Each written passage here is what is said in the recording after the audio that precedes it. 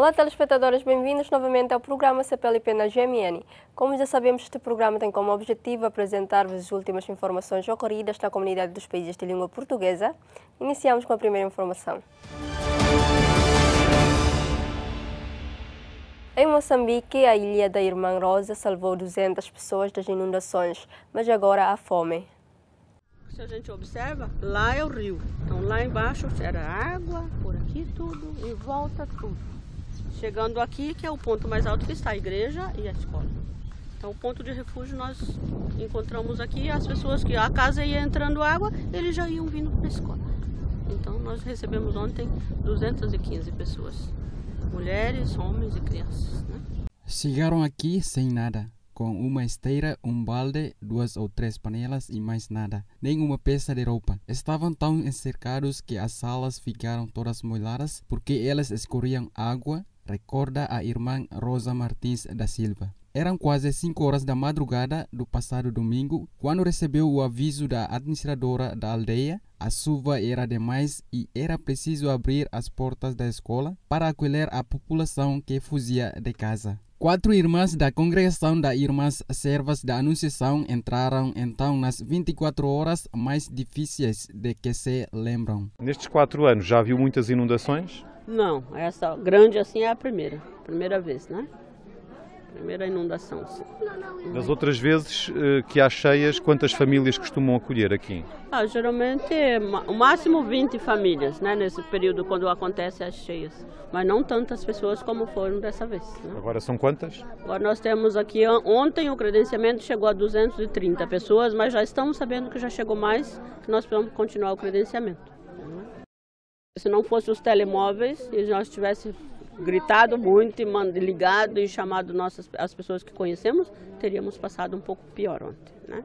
Então eu me senti um pouco sozinha ontem. Só nós 4 irmãs, com 200 e poucas pessoas, todos desesperados por tinham perdido tudo. Então nós tivemos que entre nós nos combinarmos, manter a calma e buscar forças para assim coordenar todo esse grupo que estava conosco. E conseguiram dar um jantar? Com certeza. Esperamos o dia inteiro. Como não chegou alimentos de fora, nós pegamos o nosso alimento e fizemos a comida para eles, né? Partilhamos com eles. A primeira necessidade é a alimentação, é isso? Nesse caso sim, porque ontem eles chegaram, era 6h30 da manhã. Passaram o dia inteiro, nem matar bichado. Almoço, nada, e tem muitas crianças. E as crianças começaram a chorar com fome, então quando a criança chora com fome, a dor é maior, né? Irmã, isto aqui funcionou quase como que uma ilha. Sim, nós ficamos ilhados. Ontem a sensação era, sem comunicação, ninguém podia entrar e nós também não poderíamos sair. Porque a água cercou por todos os lados, nós ficamos, na verdade, ilhados ontem, né? Mas foi uma ilha da salvação. Sim, era uma ilha da salvação porque a nossa escola e a nossa casa está no ponto mais alto. Então as pessoas que eram prejudicadas, a água entrava na casa, eles corriam para cá. E nós conseguimos acolher todos que precisavam ontem. O que é que me diz destas nuvens ali ao fundo? Já começa a preocupação porque até agora tinha sol. Agora o tempo já começa a fechar e a previsão é chuva novamente para hoje à tarde. Eu perdi meu milho. Minha carteira de documentos me caiu aí na água quando eu estava a tentar querer sair, afastar do sítio para outro sítio. Estou aqui para tentar ver se posso me aliviar questões de dormida e ver se pode conseguir de comer. Mas desde de manhã ainda não comi nada. Não comemos mais porque a comida era pouca. As irmãs é que nos socorreram porque já não havia maneira como entrar caro aqui. Então as irmãs tiraram alguns quilos, 20 quilos de arroz. Nós fomos preparar lá sem caril, sem nada, só óleo e arroz. Muitas das crianças e eu mesmo ainda não vi esse tipo de situação aqui no mundo. Pela primeira vez ver esse tipo de situação. E eu estava a pedir que não venha acontecer mais. Perdeu toda a comida. Esteira que eu tinha tudo foi perdido. Com a minha cama. E com aquela comida que eu andava para comer, já perdeu tudo. E, estou a esperar qualquer coisa, talvez há de me dar qualquer coisa para comer. O ciclone Kenneth derrubou a casa de Maurício Valério, 53 anos, em Macomia, norte de Moçambique. A sua destruição deu-se em poucos minutos depois de o proprietário ter fugido com a família. 13 pessoas ao todo, 8 das quais crianças.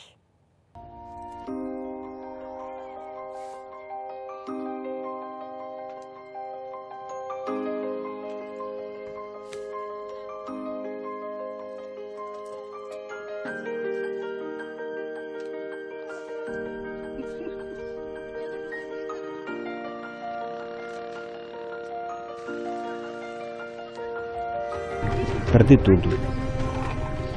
Como é que vai fazer agora para recuperar a vida? Eu não sei o que posso fazer, até agora não sei o que faço. Porque desde esse dia estou fora, estou no relento. Sim, por isso estou aqui com uma vassoura na mão, à procura de um sítio para varrer e sentar com a família. Outros estiveram aí fora de árvores grandes, escondemos aí mesmo, aí, com aquela chuva, inclusive suportamos aí até bafou aquela ventania mais perigosa. Portanto, escondiam-se na rua, sim. Juntos uns com os outros? Conjuntos, sim, na rua, conjuntos. E as crianças? As crianças estavam no colo mesmo, outro no colo, até outro bebê está aí dentro, aí, deitado, sofreu com aquele movimento. Aí. Os prejuízos foram enormes. Nós estamos a falar da destruição quase completa da nossa unidade sanitária, iniciando pelo bloco de internamento, lá onde temos armazéns, enfermarias, que já foram também danificadas, Casa Mãe Espera já foi danificada, a maternidade já foi danificada.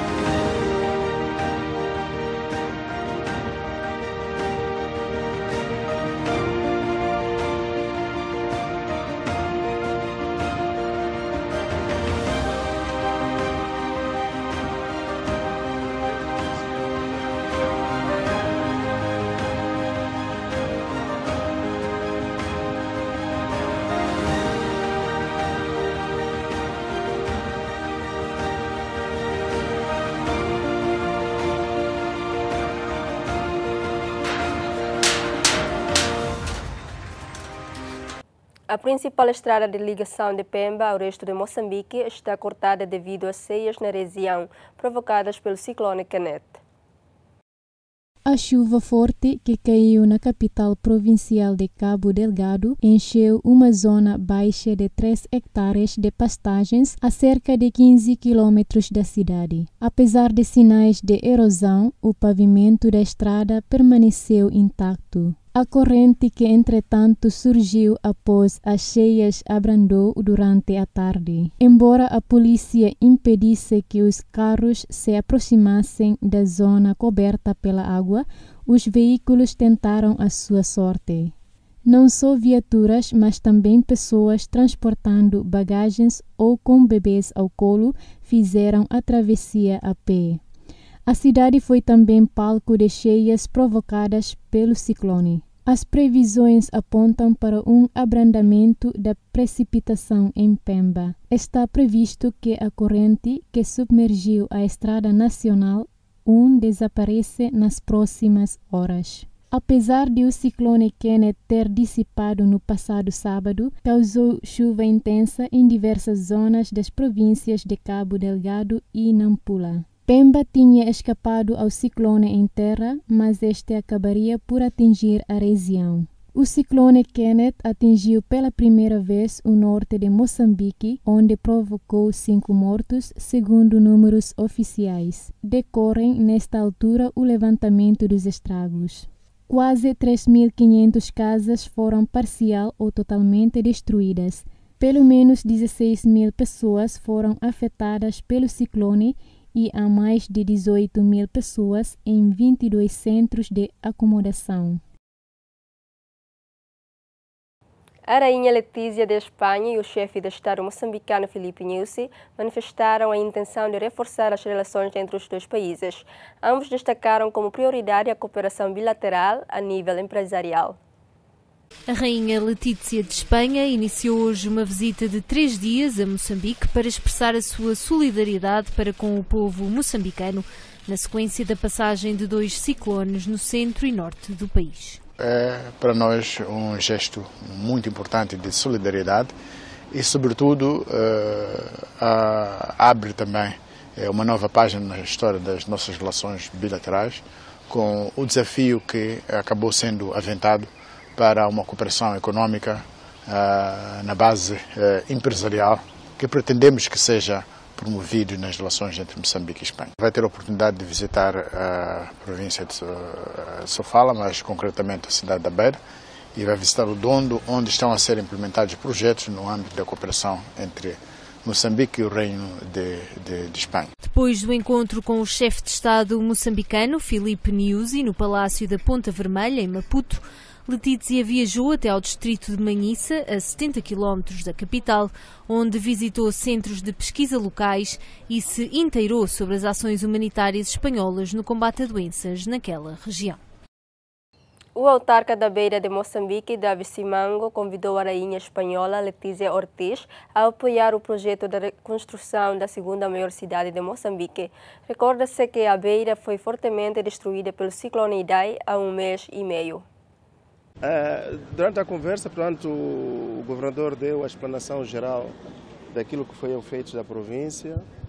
Falamos também da Beira, falamos da conferência e, naturalmente, tivemos a oportunidade de convidá-los para voltarem, em termos de confirmação, para participarem nesta conferência, que para nós é extremamente importante. A Beira vai levar vários pontos a esta conferência, temos várias áreas cruciais e neste momento já terminamos grande parte dos levantamentos das necessidades de reconstrução. Estamos preocupados com a nossa costa, estamos preocupados com as nossas estradas, estamos preocupados com as infraestruturas escolares, hospitalares, públicas e privadas que foram danificadas drasticamente pelo ciclone. Estamos preocupados com o setor privado. Nós entendemos que as pequenas e médias empresas são fundamentais para o crescimento da nossa economia, são fundamentais para assegurar os vários postos de trabalho que as nossas comunidades precisam. Há que encontrar uma linha de apoio a essas comunidades para que, de fato, continuem a exercer a sua profissão, a sua profecia de dar emprego às pessoas, senão corremos o risco de aumentar o índice de pessoas sem emprego. Isso pode trazer vários vícios, incluindo vícios criminais. Portanto, a Beira está preparada, a Beira espera a conferência, tanto mais a nossa intenção inicial era termos a conferência no dia 24 de abril, mas Beira entende que havia uma necessidade de solidariedade com as áreas afetadas, daí que propusemos ao governo a necessidade de juntarmos os esforços e é assim que a conferência passou para um dos últimos dias, dos 3 dias de maio. Isso é bom, mostra a nossa união. Acontece agora a situação de Cabo Delgado, se junta-se ou não, penso que o Cabo Delgado não irá a tempo, mas tudo pode acontecer, mas é importante que, de fato, esta conferência se realize, porque há uma urgência em reconstruirmos a nossa cidade. E nós estamos conscientes que vamos conseguir exercer essa função, que o desafio que nos enfrenta hoje, que é reconstruir a Beira e tornar a Beira a cidade do futuro. Nós queríamos perceber como é que foi, com que impressão fica depois desta reunião. Bom, eu penso que é sempre bom. A Majestade veio a Moçambique para se inteirar dos efeitos do ciclone Idai. Como pode imaginar, a Espanha faz parte da União Europeia e a União Europeia enviou várias missões para Moçambique e a Espanha, neste caso, enviou missões para diversas áreas, sobretudo a área de saúde e as outras áreas de proteção. É importante monitorar, avaliar e compreender, uma vez que estamos a preparar a conferência de doadores. É importante saber, de fato, o que nós precisamos, a quanto nós andamos e foi tudo esclarecido. Esperamos que a Espanha possa participar com vivacidade e possa mobilizar os recursos da União Europeia, porque a Beira precisa, Moçambique precisa, para reconstruirmos aquilo que foi destruído. Imagine a Beira, uma cidade com mais de 112 anos, tudo ficou destruído em tão pouco tempo, os recursos que nós temos são escassos. Há que, naturalmente, encontrar os parceiros nacionais e internacionais para reerguermos e reconstruirmos a nossa cidade.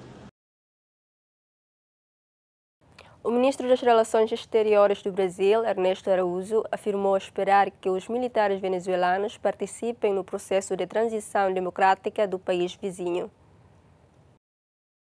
Presente na conferência de imprensa com Ernesto Araújo, o chefe da diplomacia alemã, Heiko Maas, abordou a questão venezuelana. Já o governante brasileiro disse que está a acompanhar a situação no país vizinho e aguarda que todas as forças venezuelanas apoiem Guaidó em nome da democracia.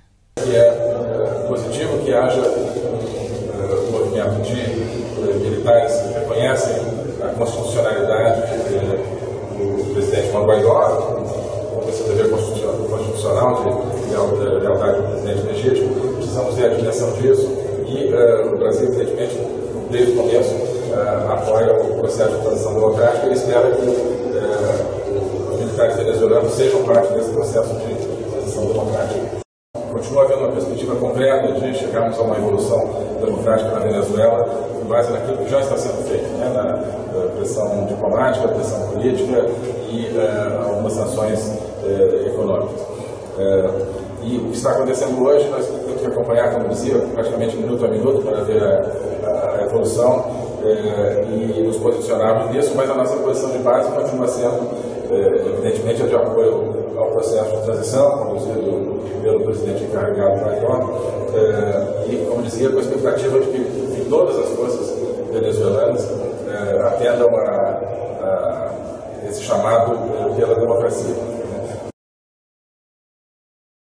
Em Portugal, Joana Guerreiro pilota aviões e José Bagulho educa crianças. Ambos enfrentam ainda reações de estranheza e até de receio. Muitas pessoas acham que não são profissões adequadas ao seu sexo. Há profissões mais adequadas a homens ou mulheres? Joana pilota aviões, José é educador de infância.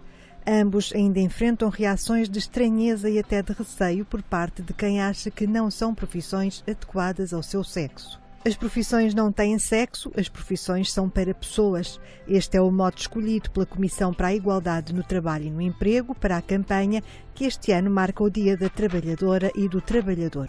Joana Guerreiro, comandante de avião comercial, e José Bagulho, educador de infância de crianças dos 3 aos 5 anos, são os rostos desta campanha. A primeira reunião do ano é sempre assim um bocadinho complicada, porque estava à espera de ver uma Dona Fernanda ou uma senhora aqui à frente, aparece-lhes um caramelo gordo, mas já meio velho, e as pessoas ficam assim um bocadinho apreensivas com esse facto. Será que ele vai ser tão cuidador do meu filho como eu quer que ele seja? Levantam sempre esta questão. Pois é muito estranho ver um homem aqui. Eu já tenho aqui algumas estratégias para criar empatia com eles e falar um bocadinho de vez em mais tecnicamente, mostrar que sei o que estou a fazer. Sempre que posso e que tenho a oportunidade, faço questão de me verem assim que chegam e quando saem. Porquê? Precisamente para quebrar esse estigma, que é, quando antes de entrarem, estranham. E quando saem, já vão mais com os pés assentos no chão, já vão mais convencidos e normalmente o feedback que têm é positivo. Nota-se que estavam com uma expectativa bastante baixa e no fim do voo, normalmente, há sempre uma palavra simpática. Dizem que até consegui estacionar bem o avião. O talento está em todo o lado, seja homem ou mulher. A educação é fundamental para que jovens raparigas e jovens rapazes determinem a sua vontade na escolha do que querem ser.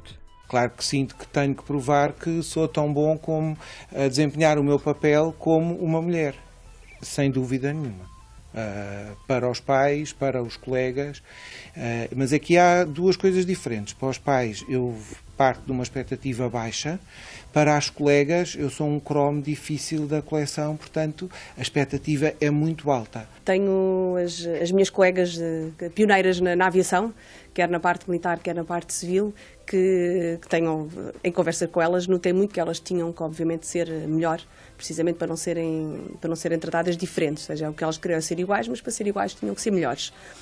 Hoje em dia, e pelo menos desde que eu entrei para a aviação, não sinto isso. Acho que já é muito natural, aquilo que esperam de nós já é sabido, somos formados igualmente iguais aos homens, não é?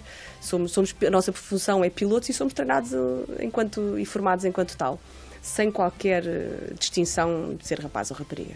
Sinceramente, já houve essa era, mas eu já ingressei na aviação e já tínhamos ultrapassado essa fase. Passados 45 anos do 25 de Abril, muita coisa foi mudando, mas muita coisa pode mudar ainda, diz Joana Gíria, presidente da Comissão para a Igualdade no Trabalho e no Emprego. O princípio do salário igual para trabalho igual continua por cumprir em Portugal, país onde as mulheres recebem, em média, menos 22% do que os homens, segundo dados da Organização Internacional do Trabalho, divulgados em março. A lei é igual para mulheres e homens, o que não significa que a mentalidade e o comportamento mudem ao mesmo tempo da lei. O projeto transfronteiriço Unimais-I está a ajudar a impulsionar a competitividade, a internacionalização e o volume de negócios das empresas. Auxilia também a potenciar o espírito empreendedor nas regiões norte de Portugal e Castela e Leão da Espanha. No campus da Universidade de Trás-os-Montes e Alto Douro, o projeto Unimais-I está a mudar o modo como se trabalha entre as várias empresas startup que aqui lutam por uma abrangência internacional. A Rupestris, por exemplo, é o que se pode considerar uma microempresa dedicada ao cultivo de 60 espécies de plantas para viveiros, lojas ou reflorestações. Com a Unimais-I, deparou-se com novos mercados e oportunidades. Tem a ver com a confiança. Nós próprios temos mais confiança, temos mais pessoas a apoiar-nos, temos mais pessoas a interferir diretamente com o nosso modelo de negócio, temos pessoas a corrigi-lo constantemente e, claro, como é óbvio, em termos de know-how, mesmo para nós temos mesmo sempre muito a aprender com este tipo de mecanismos e com este tipo de atividades. Na verdade, abre-nos portas para o resto do mundo, não só para Portugal e Espanha. O Unimais-I é um projeto coordenado pela UTAD, que junta o Parque de Ciência e Tecnologia de Vila Real, as Universidades do Porto e Salamanca, ou a Associação Ibérica de Municípios Ribeirinhos do Douro. Arrancou em abril de 2017 e deve estender-se até dezembro de 2019, com um investimento que ronda €1 milhão. Parte do princípio de que a união entre instituições da mesma região europeia permite-lhes uma maior credibilidade e força a nível global. Uma das discussões que se apresenta na Europa neste momento é a criação de ecossistemas regionais de inovação e para criarmos esses ecossistemas temos de ter já esta rede de parceiros para podermos concorrer a projetos e ver se temos uma maior dotação orçamental. O Unimais-I apoia-se também nos fundos do POCTEP Interreg, um programa europeu que fomenta as cooperações transfronteiriças entre os Estados-membros. Neste caso, os maiores parceiros são instituições de Salamanca.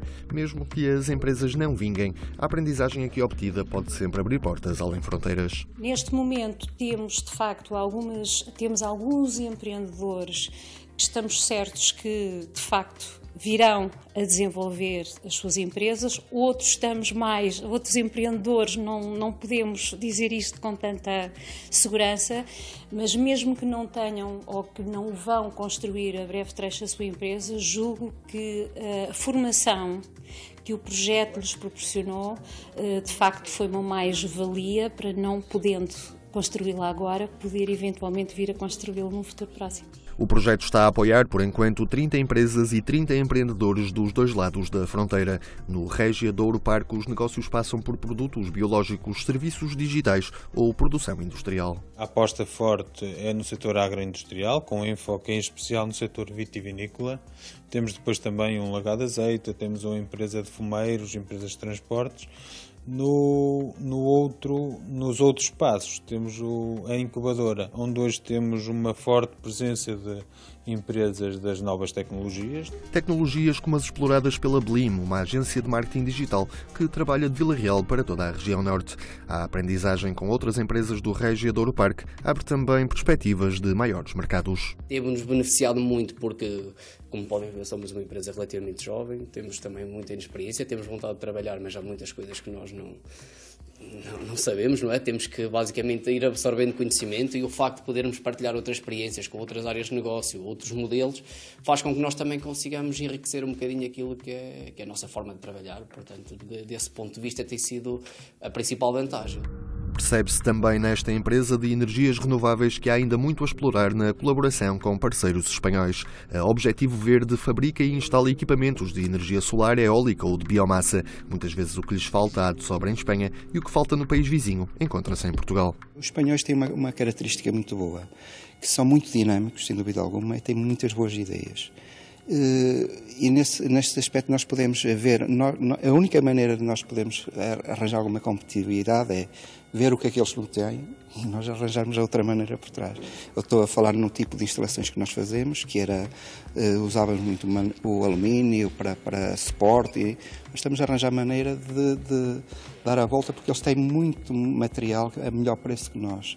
Mas nós temos uma vantagem, que temos mão de obra muito mais barata que Espanha, temos que aproveitar esse bom pretexto e acho que sim, somos bastante competitivos nessa matéria. Para a Universidade de Trás-os-Montes e Alto Douro, o projeto está já a dar frutos em termos da visibilidade que as empresas aqui nascidas têm obtido na Europa, o que acaba também por refletir-se no prestígio empresarial de toda a região. Nota-se que a região começa a ter uma maior visibilidade internacional e daria um exemplo. Se no campo nacional, na UTAD, vão estar sediados 2 laboratórios colaborativos, um na área de vinho e outro na área dos fogos e da floresta, a criação de um centro alemão, ou seja, a Alemanha já vê o Douro como um ecossistema de inovação e para isso estes pequenos projetos, estas pequenas contribuições muito têm contribuído para uma escala mais global. O projeto transfronteiriço une mais e está assim a impulsionar a competitividade, a internacionalização e o próprio volume de negócios das empresas num espírito empreendedor conjunto entre as regiões do norte de Portugal e de Castela e Leão.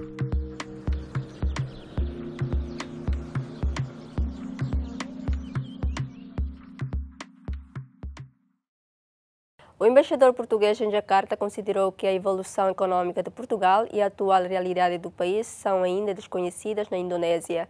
Segundo o embaixador, a Indonésia oferece grandes oportunidades a empresários portugueses. Separados por 12.700 quilómetros, a relação entre Portugal e a Indonésia é de mútuo desconhecimento. A evolução económica de Portugal e a atual realidade do país são ainda uma incógnita neste lado do mundo. A missão agora é de aproximar as duas nações 20 anos depois do restabelecimento das relações diplomáticas. Há um potencial grande neste país, basta lembrar que a Indonésia é uma das economias pujantes do Sudeste Asiático. Rui Carmo é o 5º embaixador português em Jacarta. O ponto alto destas 2 décadas de novas relações diplomáticas foi a visita do ex-presidente da República, Cavaco Silva, em 2012. Depois de 24 anos de relações cortadas devido à invasão indonésia de Timor-Leste, o objetivo agora é criar uma ponte entre ambas as economias.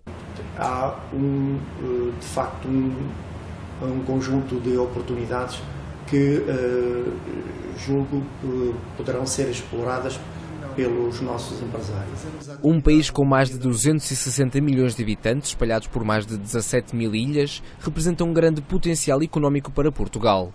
O interesse já existe e o país começa a ser visto como um ponto turístico para os indonésios. Em 2017, por ocasião do centenário das aparições de Fátima, tivemos um aumento exponencial do número de indonésios que solicitaram visto para ir a Portugal, especificamente para as cerimónias em Fátima.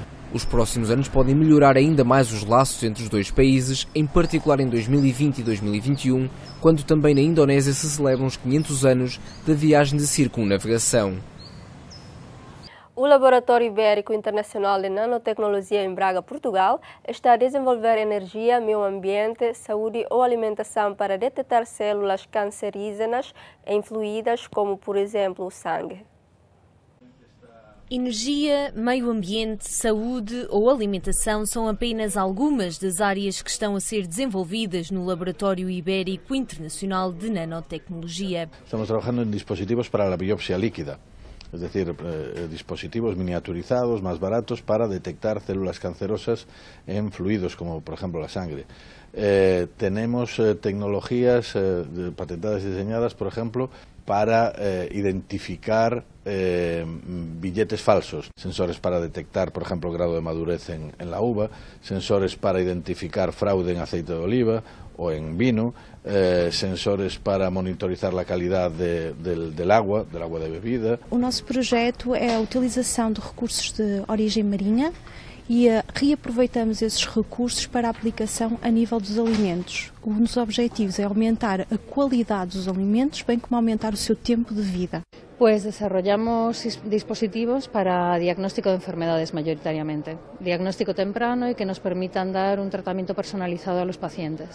Agora estamos a trabalhar no projeto de armadilhas seletivas para a eliminação da vespa velutina, que é comumente chamada vespa asiática, que é uma espécie que ela é invasora cá na Europa. Visitada recentemente pelo Ministro Espanhol da Ciência, Inovação e Universidades, Pedro Duque, a estrutura, criada há uma década em Braga, pretende abordar a ciência desde o seu nível mais ínfimo, o átomo. O edifício, em forma de semicircunferência, com enormes janelas e espaços abertos, reflete o lema de um lugar que não quer fazer ciência à porta fechada. As cerca de 35 nacionalidades que ali convivem abordam cada projeto sob um ponto de vista integrado, com o objetivo de chegar a soluções enriquecidas pela troca frecuente de ideias e experiências. Y entonces, en el sentido de la infraestructura, no tiene parangón. De hecho, tiene la escala blanca mayor del sur de Europa y es una escala preindustrial. En ese sentido, tenemos condiciones laborales fantásticas. Es decir, esto que es el único laboratorio en el mundo que tiene carácter internacional, estatus internacional. Los Estados miembros son España y Portugal, pero tenemos un estatus legal propio, como cualquier organización internacional que pertenezca a las Naciones Unidas. Criado graças a um acordo entre Lisboa e Madrid e financiado por fundos da União Europeia, o Laboratório Ibérico destaca-se internacionalmente por ser o único intergovernamental no campo da nanotecnologia. Por esse motivo, acaba de acolher o primeiro encontro do Conselho de Investigação Europeu. Portugal vai ultrapassar pela primeira vez este ano as 3,5 centenas de praias com bandeira azul. Registrou-se um aumento de 20 face a 2018, sendo 317 costeiras e 35 fluviais. Se Portugal já é atualmente um destino de eleição para turistas e não só, devido às praias que possui, este ano há ainda mais novidades. O país vai ter 352 praias com bandeira azul, mais 20 face a 2018, sendo 317 costeiras e 35 fluviais. 18 costeiras, assim é que é, e duas fluviais. 17 são novas no programa Bandeira Azul. Portanto, são praias que talvez aguardassem serem qualificadas e serem designadas exatamente também como praias, porque até aqui não eram ainda designadas como praias. Ao todo, há 4 áreas a ter em conta na avaliação de cada praia: informação e educação ambiental, a qualidade da água, os serviços e equipamentos e a segurança. E de todos os areais galardoados, o Algarve continua a ser a região do país com mais bandeiras hasteadas. O Norte vai hastear a bandeira em 75 praias, mais 2 que no ano anterior. No Centro temos 44 praias, mais 5 que no ano anterior, 28 costeiras, mais 4, 16 fluviais, mais 1, região do Tejo, 54 praias, mais 6 que o ano passado, região do Alentejo, 35 praias, mais 3 que o ano anterior, 31 costeiras, mais 3, 4 fluviais, exatamente as mesmas do ano anterior. No Algarve temos 88 praias, menos 1 que no ano anterior, são todas costeiras, os mesmos 13 concelhos, 125 atividades de educação ambiental, mais 9, e 4 marinas. Já quem visitar os Açores pode contar com 39 praias com bandeira azul, mais 2 em comparação com 2018, e a Madeira vai receber 17 bandeiras, mais 3 do que o ano passado. Este é mais um ano em que os portugueses vão poder contar com bons mergulhos. Em Portugal, trabalhadores precários do ensino superior e dos laboratórios do Estado concentraram-se em frente ao Ministério do Trabalho em Lisboa. O objetivo é denunciar que o programa de regularização de vínculos laborais se transformou num pesadelo. Esta concentração é uma concentração de trabalhadores precários na área do ensino superior e dos laboratórios de Estado. Funções das mais variadas, desde a docência, passando pela investigação e até funções técnicas e administrativas. Para estes trabalhadores, a regularização dos vínculos precários passou de uma esperança no início para se transformar, eu diria, quase que num pesadelo. Aquilo que nós sabemos é que dos 6.000 trabalhadores, que apresentaram requerimento. Ao nível dos docentes, apenas 7% tiveram parecer positivo, até ao momento. O nível dos investigadores, 14% ou 16%. E do nível dos não docentes, as funções operárias, técnicas e administrativas, tiveram cerca de 50%. Mesmo nestas funções, técnicas, administrativas e operárias, este setor foi o setor que teve a mais baixa taxa de aprovação dos requerimentos.